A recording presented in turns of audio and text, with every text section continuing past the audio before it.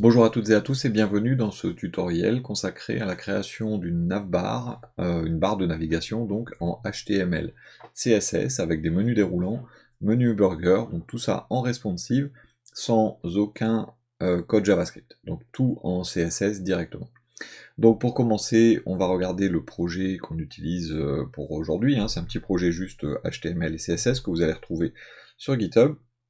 Et donc, pour ce projet, eh bien, nous allons tout d'abord écrire le code HTML correspondant à notre navbar. Donc on va commencer très simplement avec une nav qui aura, qui aura la classe navbar. Et dans cette nav, donc on va faire toute notre navigation. Pour commencer, eh bien, je vais faire une balise A qui sera de la classe logo, par exemple, si vous voulez mettre un logo. Et donc je vais ensuite à l'intérieur, donc le href mettre le dièse, et là pour l'instant je vais juste écrire tout simplement logo.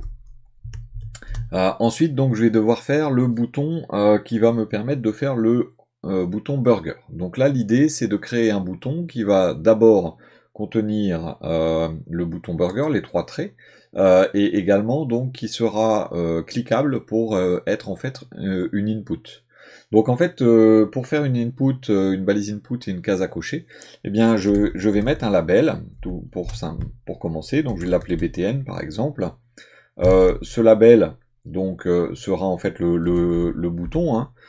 Pour l'instant j'écris bouton, mais vous allez voir ce qu'on va faire avec. Donc ensuite je vais mettre un input en dessous, qui sera un input de type checkbox, et donc qui a l'ID button, BTN. Donc vous voyez le principe, c'est la case à cocher, donc quand je cliquerai sur bouton, eh bien ça va cocher ou décocher la case. Donc là ce que je vais faire en fait, au lieu de mettre bouton, je vais à l'intérieur créer mon bouton burger. Donc je vais faire un SVG, je l'avais déjà fait dans un tuto précédent. Hop, la balise SVG, c'est vrai qu'elle n'est pas dans Emmet. Voilà, donc cette balise SVG, on va la faire petite, hein, donc on va lui mettre sa viewbox. Sa viewbox qui va être de 0 à 180. Donc ça c'est pour donner sa taille. On va faire une largeur. Une largeur de 40 et une hauteur de 40. Donc dans cette balise SVG, on va commencer par faire trois traits, donc ce sont des rectangles. Hop. Donc le premier rectangle aura une largeur de 100 et une hauteur de 15. Donc ça va me faire un premier trait, vous voyez, qui est ici sur le côté en haut à droite. Ensuite, je vais dupliquer ce rectangle, mais par contre, donc il y aura pour chacun une largeur et une hauteur identiques, mais le deuxième rectangle, je vais lui dire qu'il commence à 35 du haut, et le troisième, je vais lui dire qu'il commence à 70, et ça va me faire mes trois traits, donc pour mon bouton burger. Et si je clique dessus, ça me coche ou ça me décoche ma case. Donc j'ai effectivement le bouton qui fonctionne. Donc ça c'est mon bouton burger, donc avec son input. Ensuite, eh bien, dans un menu, on a un UL. Donc je vais faire un UL qui a la classe nav-menu, par exemple. Et ensuite, à l'intérieur, je vais faire des LI qui ont la classe nav-item. Ça, c'est une convention qu'on retrouve assez souvent. Et je vais faire une première balise A en href dièse. Je vais pas mettre les liens, mais après vous ferez comme vous voulez. Voilà, accueil, par exemple. Et donc, en fait, je vais pouvoir mettre à l'intérieur de ce menu autant de liens que nécessaire. Voilà, par exemple, article et contact. Mais ce que je pourrais éventuellement également faire, c'est éventuellement dans ce dans ce menu, mettre quelque chose qui serait un sous-menu. Ce serait par exemple si la personne est connectée à un compte, bah, donc je vais faire un nav item, mais à l'intérieur, au lieu de mettre directement une option qui sera par exemple contact, article, eh bien je vais mettre un autre menu déroulant. Donc l'idée va être de pouvoir cliquer dessus et de pouvoir faire ouvrir également. Donc ça va être par exemple aussi une option mon compte. Et pour avoir cette option mon compte, eh bien je vais faire de la même façon que tout à l'heure, je vais faire un label, je vais l'appeler BTN2 par exemple, et je vais lui mettre une classe qui s'appelle show, donc pour afficher directement les éléments. D'ailleurs, j'ai oublié de mettre la classe sur mon label du dessus. Donc ça sera par exemple icône. Voilà, icône. Donc là, sur ce label, en fait, ça sera tout simplement le titre de la partie qu'on veut afficher. Donc là, ça sera par exemple mon compte. Après, vous pouvez mettre un petit plus derrière, histoire de dire attention, il y a un menu en plus. Et derrière, en fait, ce que vous allez faire, c'est que vous allez remettre un input qui sera une checkbox et qui aura donc type checkbox et un ID égale btn2. Là, je les commence tous par btn de façon volontaire. Donc là, si je clique sur mon compte, ça me coche ou ça me décoche la case. Donc après, on fera du CSS qui fera que si la case est cochée, on voit ce qu'il y a en dessous, sinon on voit pas. Une fois que j'ai fait ça, eh bien, je vais faire un UL dedans, qui sera, j'ai oublié la classe, c'est pas grave, je vais la mettre, qu'on appellera dropdown. Donc c'est un menu déroulant. Et par exemple, je vais faire un li, donc on va mettre une classe qui s'appelle dropItem, li dropItem, hop, et dedans je vais mettre un a, href dièse, et puis ça sera par exemple profil, hop, donc pour accéder au profil, et puis je vais en mettre un deuxième, peu importe, hein, on a fait article, bon, on va mettre mes articles. Donc si je mets profil, je vais mettre article. Je sais qu'il y a déjà article, mais c'est pas grave. Alors bien sûr, ça ne doit pas forcément être le dernier, ça veut dire que par exemple, je pourrais faire un li derrière, j'ai oublié la classe, nav item, et avec une balise A à l'intérieur, qui soit des connexions par exemple. Hein. Et donc là, vous voyez qu'on a un menu déroulant, qui sera déroulant, avec des informations principales et des sous-menus. Donc de la même façon, on peut faire exactement comme on veut. Donc ceci étant fait, eh bien, on a fini la partie HTML directement de notre code, et maintenant on va faire le CSS. Alors attention, le CSS, on va le faire en mobile first, c'est-à-dire on va d'abord faire la vue mobile. Donc je vais d'abord commencer par faire sur body un margin à 0, de façon à ne plus avoir les marges blanches qui sont sur le côté. Alors je vais peut-être l'enlever pour juste vous montrer. Je vais faire donc sur ma nav, je vais faire un background color en black. Et là vous allez voir que donc on a des marges blanches. Et donc c'est à ça que sert le margin 0 sur body, pour qu'on n'ait pas les marges blanches tout autour.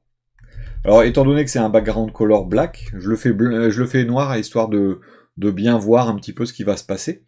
Eh bien, je vais aller sur mon logo. Ma classe logo, je vous rappelle, la classe logo, elle est en haut. Ici, c'est la balise A du lien du titre. Et cette classe logo, je vais lui mettre par exemple un color à white, de façon à voir le texte du logo affiché. Alors je peux faire un font size, par exemple à 1.5 rem. Voilà, pour le faire un peu plus gros. Et là, vous vous rendez compte en fait que le logo il est collé sur le bord, que le bouton burger on le voit plus, que les menus on les voit plus très bien. Donc on va faire 2-3 petites choses comme ça pour déjà voir un petit peu comment on va pouvoir mettre en place notre navbar. Donc d'abord l'icône. Donc l'icône, on a mis le menu burger, on a mis point icône. C'est un SVG, donc il faut que je mette un fil white par exemple pour dire que je le veux en blanc. Donc là j'ai mon menu burger qui est revenu. Et puis quand je mets ma souris dessus, ça serait bien que j'ai une petite main qui pointe, donc je vais mettre un cursor pointer de façon à avoir la petite main. Bon, je peux toujours cliquer dessus, ça fonctionne. Vous avez remarqué que les cases à cocher sont visibles, donc ce qu'on va faire, c'est qu'on va faire un nav. Donc, alors la nav, d'ailleurs j'ai mis nav, j'aurais peut-être dû mettre directement la classe navbar. Donc hop, point navbar, ça revient au même, mais après si vous faites plusieurs navs, point navbar, pourquoi je mets oui, point navbar input, donc pour les inputs qui sont dans navbar, je vais les cacher en faisant un display none. Comme ça, je n'ai plus mes cases à cocher. Ce qu'il faudrait que je fasse aussi à ce niveau-là, c'est que je fasse en sorte que mon nav menu ne soit plus visible, puisque à partir du moment où donc le nav menu, hein, je vous rappelle, nav menu c'est mon UL. À partir du moment où je suis sur mon menu, eh bien, il faudrait faire en sorte de ne pas pouvoir le voir. En tout cas, quand je charge ma page. Donc navbar input display none. Je vais faire aussi point nav menu en display none. Donc là, voilà ma navbar telle que je dois l'avoir si j'ai pas encore cliqué. Le truc, c'est que maintenant, bah, ma nav, elle est pas très propre. Donc je vais revenir sur navbar, et là je vais faire quelques petites choses au niveau donc de son esthétique. Donc déjà, je vais faire un padding. Tiens, je vais mettre un padding de 10 pixels, histoire de séparer un petit peu avec les marges. Et puis, bon, bah, j'aimerais bien répartir à droite et à gauche, et j'aimerais bien répartir verticalement aussi. Donc je vais faire une flexbox, donc avec un display flex. Je vais ensuite faire un justify content, je vais mettre space between de façon à ce que l'espacement soit entre les deux, et comme ça j'en ai un de chaque côté. Et pour être sûr que tout soit verticalement aligné, je vais faire un align items, et je vais faire un center. De cette façon, tout est verticalement aligné.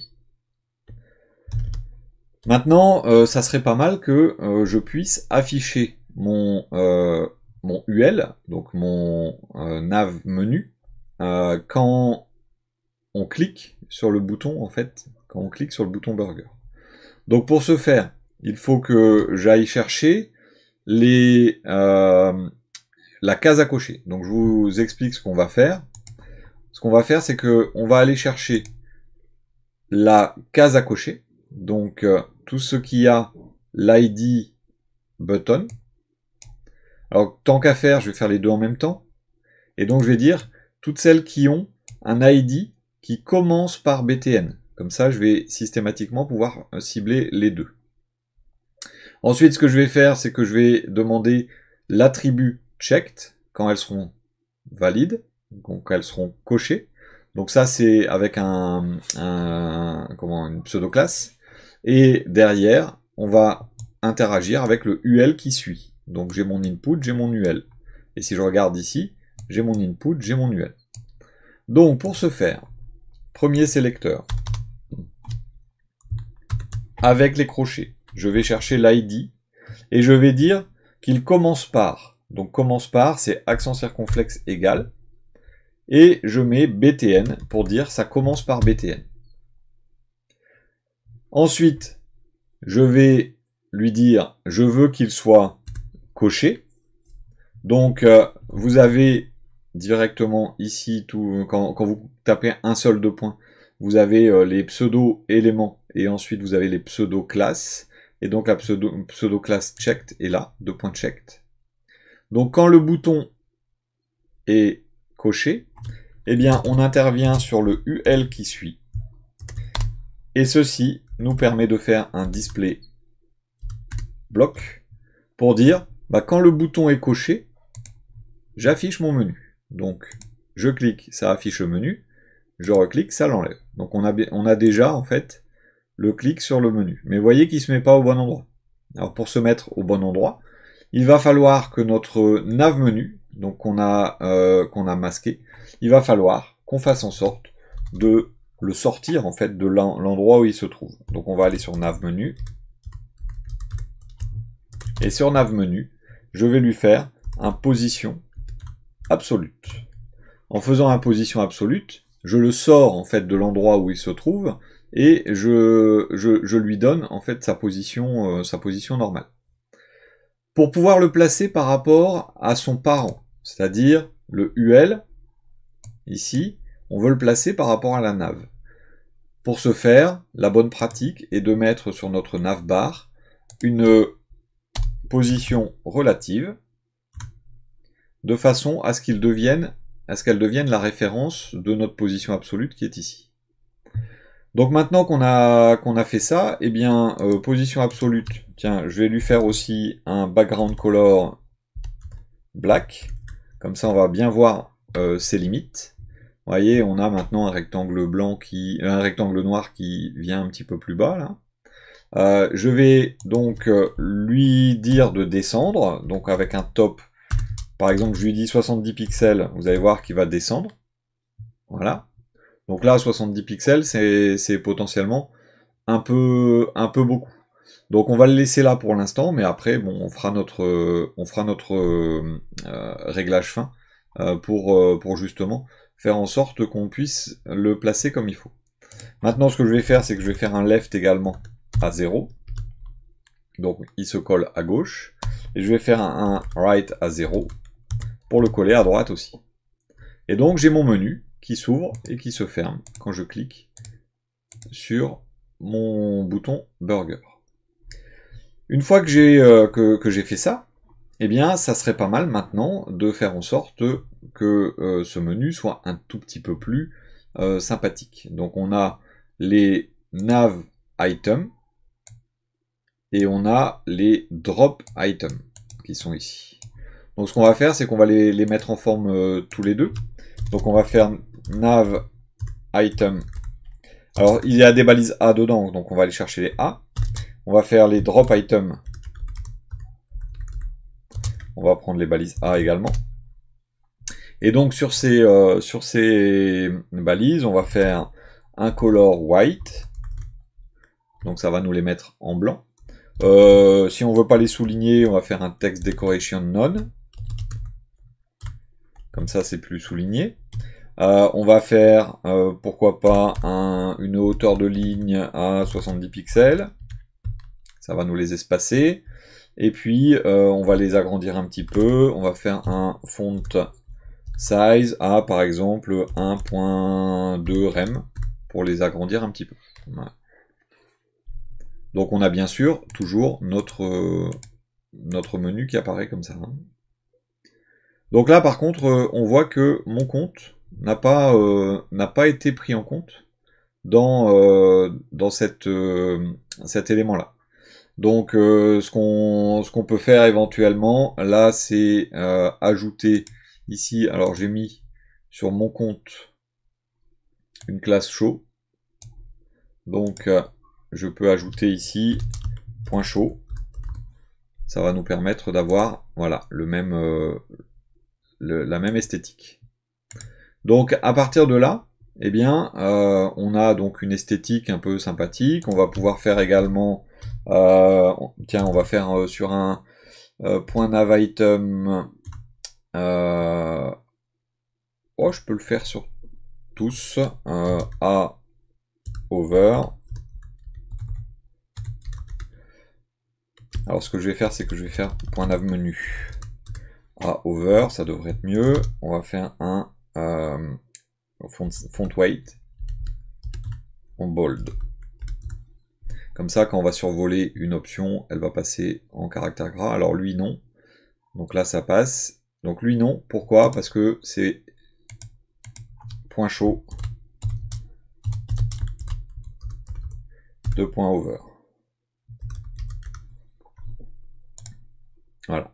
Donc là, dès qu'on est dessus, ça s'affiche. Alors vous avez également donc cette partie-là, UL, qui est ici, la classe dropdown. Cette classe dropdown n'a pas été masquée.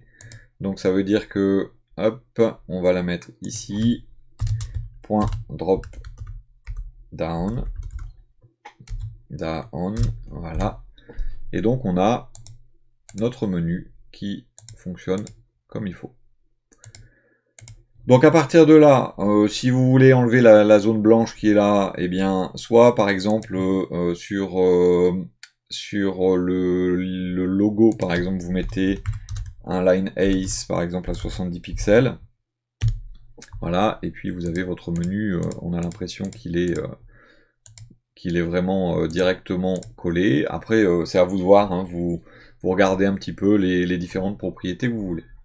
Donc là, vous avez avec ce code un menu, donc directement, qui va vous permettre de faire en sorte donc d'avoir votre menu déroulant en mode mobile. Maintenant, si vous voulez un menu en mode ordinateur, donc comme ceci en plein écran, là on va avoir un souci un petit peu différent. Donc ce que je vais faire, c'est que je vais réagencer un petit peu, hop, la fenêtre, quoique non, je vais zapper de l'une à l'autre. Donc là, ce qu'on va faire, c'est que par exemple, on va faire une media query, donc un media screen and, et on va faire un min width par exemple à 768 pixels. Donc là, si l'idée, c'est que lorsqu'on va être en mode mobile, donc si on met 767 pixels, on est comme ceci, et à 768 pixels, il faudrait non pas avoir le menu comme ceci, mais l'avoir en ligne. Donc pour ce faire, déjà, ce qu'on va faire, c'est que à 768 pixels, on n'a plus besoin de notre menu burger. Donc sur l'icône, on va faire un display none. Donc là, ça veut dire que j'ai plus mon menu burger hein, qui est là. Donc il a disparu et à 767 pixels, il est là. Donc une fois que j'ai masqué mon menu, enfin mon bouton, il faut que j'affiche mon menu. Donc là c'est sur nav menu. Là il faut que je le mette en display initial. Display initial, c'est reprend ton affichage normal, mais il s'affiche comme ceci. Bah là il faut lui dire, bah non mais tu reviens en position normale. Donc on va utiliser également le position statique. Pour lui dire reviens en position normale. Et donc là, il s'est mis complètement à droite. Maintenant, il va falloir qu'on dise à nos nav items, nos li, donc point nav item, on va leur dire à eux également donc de se mettre en ligne. Donc on va faire un display inline block.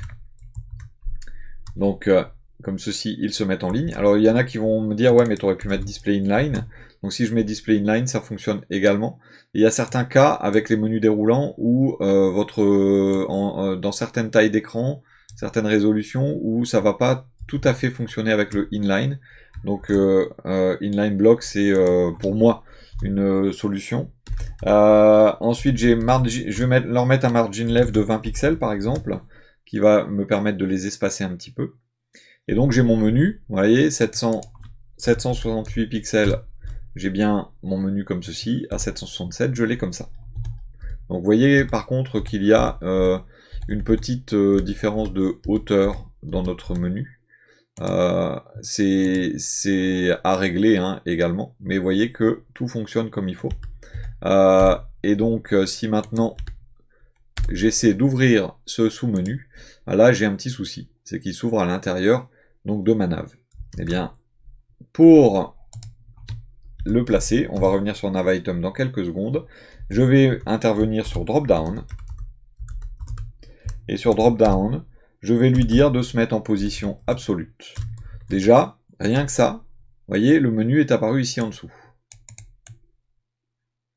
Donc ce menu, je vais le rendre un peu plus visible en faisant un background color black, comme pour les autres. Donc là, comme ça, on le voit bien. On voit bien où il se trouve, ce menu. Vous voyez, il se trouve juste là en dessous. Donc là, pour bien le placer, eh bien, je vais dire par exemple de se placer en top à 70 pixels, comme tout à l'heure. Je vais lui dire, tiens, va plutôt sur le côté droit. Alors pourquoi? Parce que j'aimerais bien que le menu s'aligne côté de son côté droit, et s'il y a des mots longs, et qu'ils aillent à gauche. Parce qu'étant donné que mon menu est ancré à droite, bah là, vous voyez que ça peut éventuellement dépasser. Donc étant donné que j'ai fait de cette façon-là, eh bien, vous voyez qu'il ne s'aligne pas avec le menu lui-même. Il va complètement à droite. Bien, pour résoudre ce problème, je vais mettre le parent, le nav item, en position relative. De cette façon, mon menu va venir se caler sur la droite du menu Mon compte. Alors il y a des petits décalages, hein, ça c'est parce que j'ai mis en caractère gras. C'est au niveau du survol. J'aurais pu d'ailleurs, je vais pas mettre en caractère gras, je vais mettre un color, juste un color red par exemple. Comme ça on verra bien le... Vous voyez, ça bouge plus hein, si je mets une couleur. Donc une fois que j'ai fait ça, eh bien je vais maintenant mettre un petit quelque chose de sympathique. C'est un petit padding.